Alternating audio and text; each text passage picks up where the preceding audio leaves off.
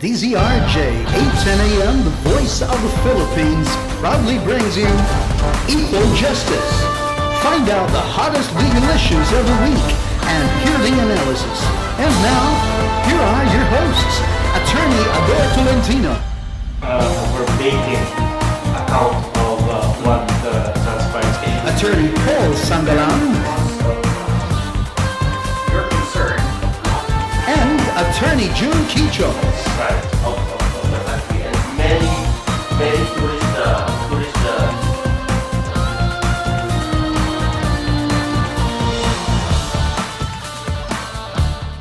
What do we have this afternoon? Oh, the continuation, of course, of our discussion on... Actually, it's like a culmination of a chapter in our discussion, series of discussion on the pork barrel issue. And as we all know, of course, last Tuesday, the Supreme Court made a landmark decision on PIDAF, declaring unconstitutional the Priority Development Assistance Fund or PIDAF, allocated to the congressmen and senators for 2013 and even years prior to that. And all its related pork barrel laws, like the countrywide the development funds, whatever kind of funds that has the element of discretion. Whether it is just a congressional insertion in the and all insertions are also declared unconstitutional. Really, And that decision actually, this is really bad for dirty minds, Ador.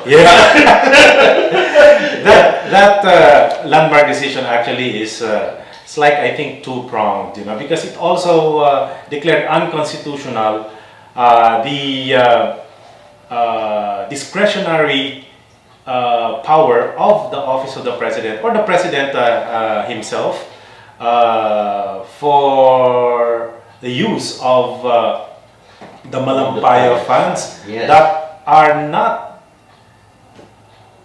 devoted to energy-related projects. In other words, what can only be done or can only be implemented as projects funded from the Malampaya funds are those energy-related projects, for the exploration, development of energy sources. Okay, you cannot use that for any other purpose. Like you cannot realign that for emergency calamity funds or infrastructure development projects, and etc. etc. It should always be energy-related. Yes, and of course, Ador, the biggest question now is, while PIDAF has been declared unconstitutional, what about the DAP? That is actually one of the questions that should keep Filipinos interested in the pork barrel.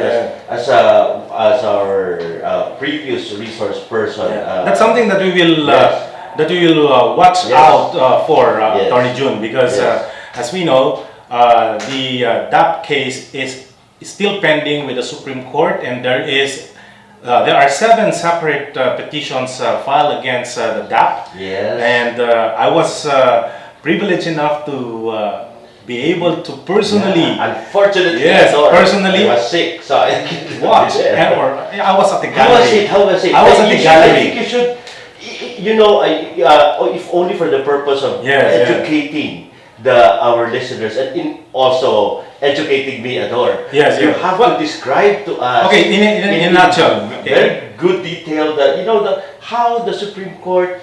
How the proceedings in the Supreme Court happened. Well, actually, I think it was covered by media, and I believe that a lot of the segments of the real thing is always. Yes. So more or less, I won't discuss anymore on the merits of what. But you have to describe to us the feel. Actually,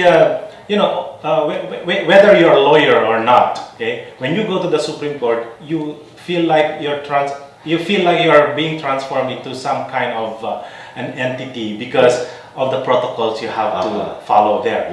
For one thing, as soon as you enter the session hall, the unbanked session hall, you have to leave everything behind.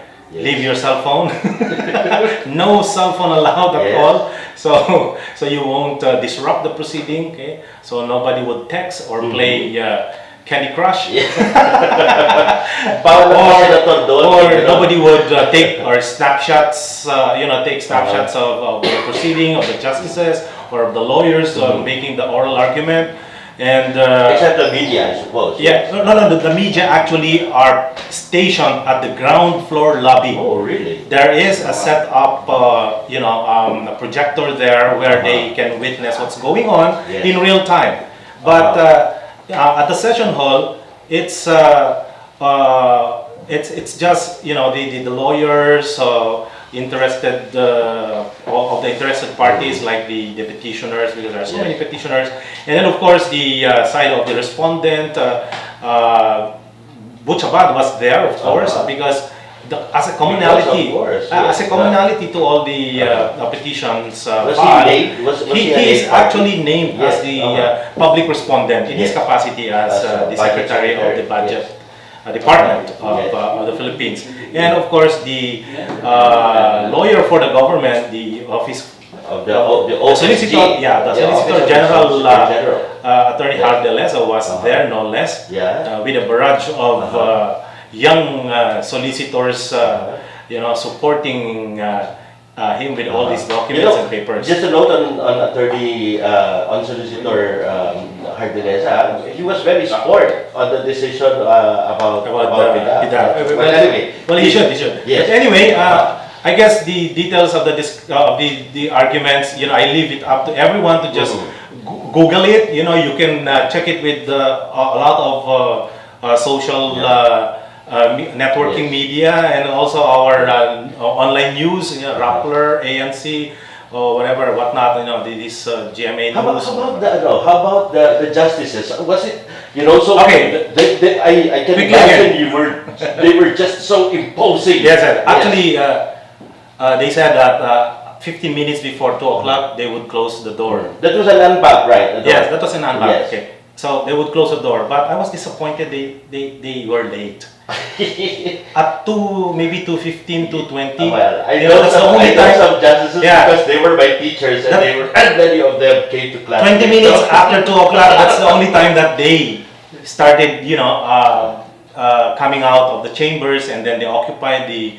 seats. The most junior of them all, our professor, Justice Marvin Leonen, was first to occupy the outermost seat. But since there were two justices that were not present, so there were only 13. Yes. So the last two were left vacant. So I think that's a protocol. You occupy the seats near. They were just absent, or were they? I think they were absent. No.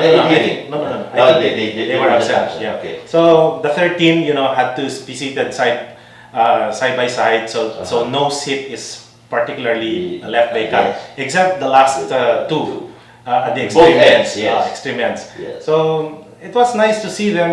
How were they? I mean, they're just mortals. They were our teachers. They were our teachers. They were just ordinary mortals. Okay. No, I mean, you feel that, because they are clothed in toga and all, they are clothed with the authority and the aura of a magistrate. And you were there as? Well, I was there as a spectator, and I was part of the IBP contingent, because IBP is one of the petitioners in this case. Okay. I think the petition filed by IBP is about certiorari. And in fact, certiorari. Petition for certiorari because of grave abuse of discretion. On the part of what? On the part of Abad and okay. Because so it's a certiorari against disbursement under the administrative body. Yes. Okay. That is the question act. That is, it amounts to grave abuse of discretion amounting to lack or excess of jurisdiction. Yes. For the petitioners against the DAP, that's when I realized that the PDAF and the PSF and the Malampaya Fund discretionary powers of the president has been declared unconstitutional, because in many repeatedly in his interpellation questions, Justice Leonen mentioned that. Then I was realizing, So it was already unconstitutional because it was promulgated in the morning of I see. So it's a morning of different that day. yeah, the because morning I of was- that day. I was So it was like a feat yes. from on So the part of journalists. It's a double covering that. whammy. It was a double whammy on that day. Yes, Yeah. But Yeah. I don't know if because I had to leave before 6 o'clock, and at that time interpellation questions on the petitioners' counsel were still going on, and I don't know if the office of the Solicitor General and the lawyer for Secretary Abad, was given time to do their opening statement. I'm not so sure anymore. I didn't ask my friends who were left behind. I hope there's another time because I'd like to be there. Yeah, definitely. I think there will be. Yeah, incidentally, I think so. Yes. incidentally, definitely. Paul is here already. Oh yeah. Oh, okay, ladies and gentlemen, our co-host, of course, Attorney Paul Panggalan, who just came from Kalibo, Aklan, at the last week, right? Aftermath of Yolanda, and who gave us an Anderson Cooper like blow-by-blow Wow. account of what's like going on in Anderson Aklan. Cooper anyway. Anyway, good afternoon to our dear listeners and watchers all over the world and Watchers? Yes. watchers, viewers I like to hide my face. all over the world because we're broadcasting simultaneously via internet. Yes. And of course, as we mentioned at the start of our program, we will be really discussing on the legal implication, of course, of the unconstitutionality of the PDAF and all pork barrel, all discretionary funds emanating from the Malampay funds and the PSF of the Office of the President. We will push that aside in the meantime.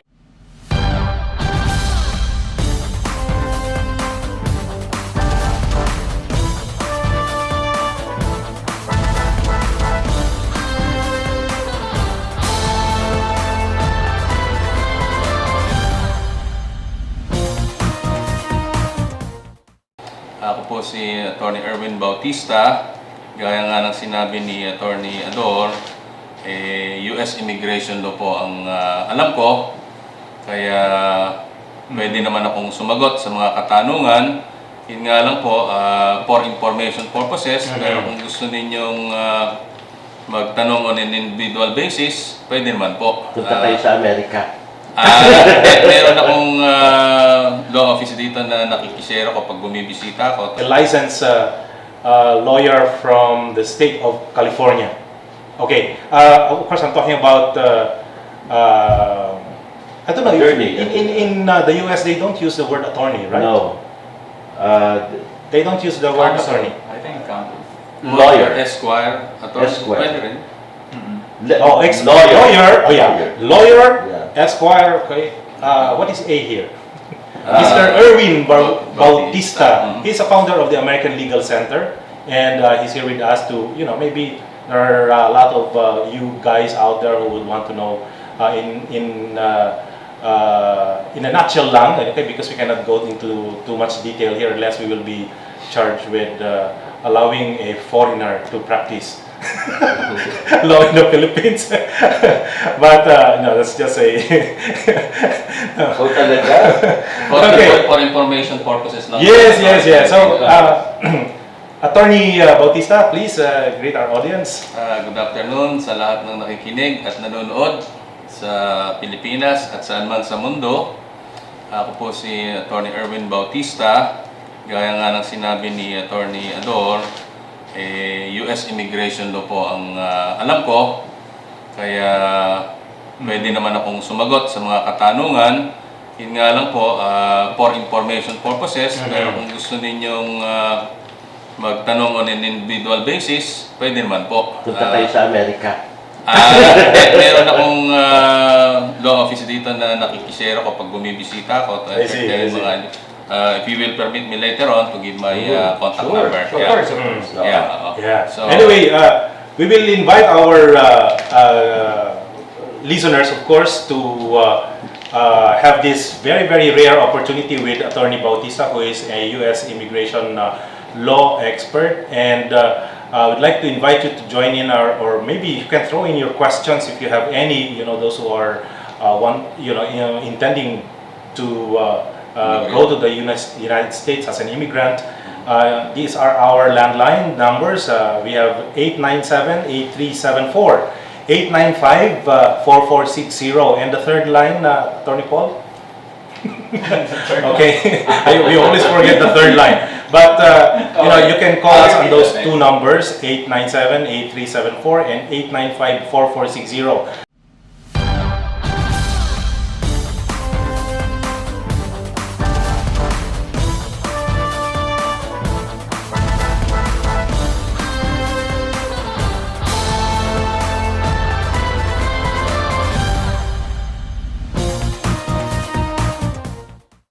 We know that the PSF fund is generated from the share in the revenues of PAGCOR. Yan ang sinasabi ni Liling Briones, the former treasurer Liling Briones. And we heard it.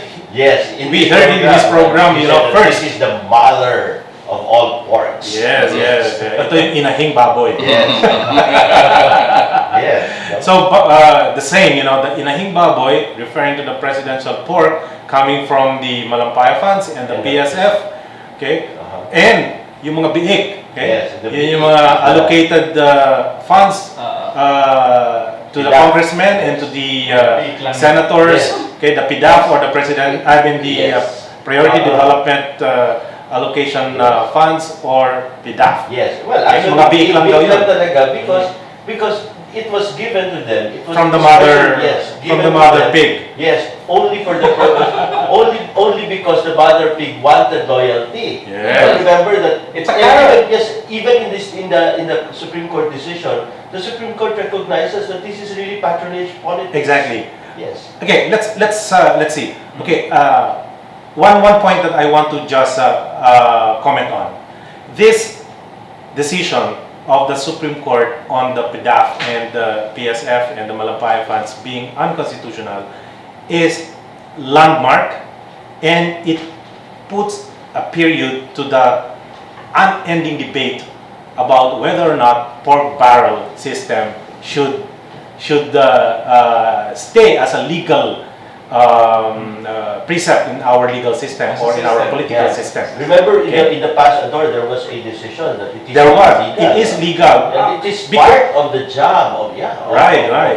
the legislators. No? So this time, the court with the Chief Justice Lourdes Sereno, at the helm, okay, true to its promise to the Filipino people when she was appointed as the youngest and the first female Chief Justice of the Supreme Court of the Philippines, this is a revolutionary decision, and this is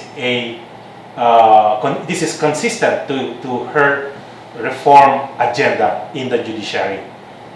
I think the Supreme Court under her is trying to exactly make it clear to all and sundry that this Supreme Court means business. Regardless of the fact that she was an appointee of Pinoy, and the ponente, Justice Perlas Bernabe, was also an appointee of Pinoy. Did someone abstain? No. 14-0. Yes, it was a yes. There's Yes. supposed to be one. Well, there's one. 14. There's one who abstained, because he gave a reason that his son is a congressman. Actually, not only his son, a congressman, but also his wife is also a party list congressman. Sino yan? Yung ang mata something. Who's this justice? Justice Presbytero Velasco. Okay. Because Lord Alan Velasco, good friend of ours, is a congressman of Marinduque. After that very controversial row they had with proclamation. because earlier pronounced by the Board of Canvassers of Marinduque is the rival. Gina Reyes. The opponent. The opponent. Of the Reyes clan. Of the Reyes clan. Yes. But because of an earlier disqualification by the COMELEC, the Supreme Court came to the rescue and invalidated the proclamation of Reyes and instead ordered the Provincial Board of Canvassers to proclaim Alan instead. Lord Alan. Yeah, that we all know. But the second one, it also called the presidential pork barrel. Okay. Yeah. So it's really pork barrel. Remember, there was a word war between Liling Briones and Butchabad about what yes, constitutes a pork yes. barrel, right? And Butchabad was saying that no, this is not pork barrel. This is not bad. This is not illegal. Yeah. Fortunately, okay, the Supreme Court knew it better. I Fortunately, the Supreme Court knew it better. You know, Napoleon is just actually a lightning that manifested itself in its ogre character, okay, and just made us all conscious about it. Yes, and I think even the Filipinos in the United States became conscious of yes, what's yes. happening. So maybe maybe know from our guest from California. Yun pala, nung malaman ng mga Pilipino, lalo na doon sa Amerika, na mayroon palang mga pork barrel, yung mga congressman, yung mga senator, pati na ang Pangulo, nagkaroon kami ng thinking na hindi pala naghihirap ang Pilipinas. Hindi lang nagagastos, so dapat pagkagastusan. So, sa halip na maawa tayo sa bansa natin, hindi na nakakaawa kasi ang naiisip ngayon, dapat siguro usigin yung mga gumagastos ng mga pera na yun na sa hindi dapat pagkagastusan para magastos doon sa pinaglaanan ng mga project. Even previous years, where and of course this is in pursuant to the report findings of the COA. That's So a tough job, huh? it's really a tough job, and DOJ Secretary Laila De Lima already was quoted as saying that this is really a huge gargantuan task that they are facing, because not only are they going to look into the current pork barrel, okay, the how it was disbursed and utilized. They are now mandated to even look beyond this Napoleon's scam, 2013. Exactly. So and the current administration and even beyond. exactly. So, but I hope with this very clear mandate now from the Supreme Court, the DOJ will be more enthusiastic to do its job. It's really tough, but maybe they can ask for volunteer lawyers like us. Just so there is a watchdog to play a watchdog role. There is somebody to play a watchdog role in that committee. I think it is already there. I mean, if you have a special anti-graft body already, that has investigative functions, and it is already there. All you need to do is activate it, and probably you need a watchdog, because everybody is now interested in it, and we should not, and government should not, douse that interest of the public in this kind of concern, because this is the only time where you see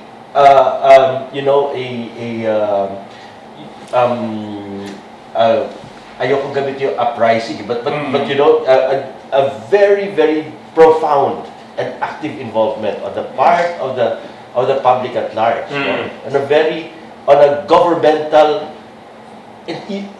finance pa to, public finance pa to. We had never been interested in that, All congressmen have been lumped together as corrupt or engaging in graft and corruption. But it's actually their job right now to convince us that they are not part of the gang. Yes, correct. Right? You should come out clean. You should, present your documents, show your record. But I don't know if they are very happy about this. This decision? Yes, I don't think they are.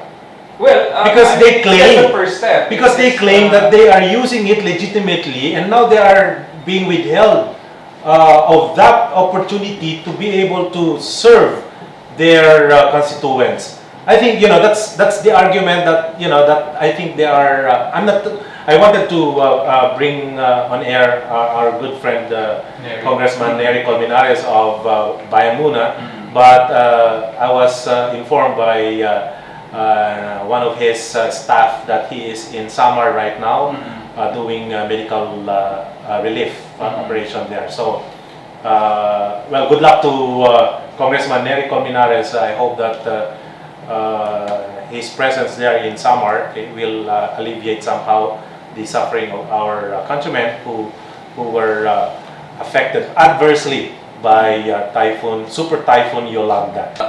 Hindi ba merong rule na you cannot spend money unless it is appropriated? Yes. Yes. Kaya nangyayari dito sa PDAP, naka-allocate nga yung funds pero hindi naka-identify kung saan gagastusin. So that is why When the budget law was passed, it was not identified. Yes. Yun na right. So doon nagkakaroon ng room for corruption kasi hindi naka-designate, hindi naka-identify bago gastusin yung pera, nakalaan lang yung certain amount na, ito, pwede mo itong gastusin. It's a lump sum only, lump sum discretion. Samantalang kung yan ma-identify na kagad kung saan gagastusin, makikita ng ibang mga congressman na lawmakers, bakit doon gagastusan yan?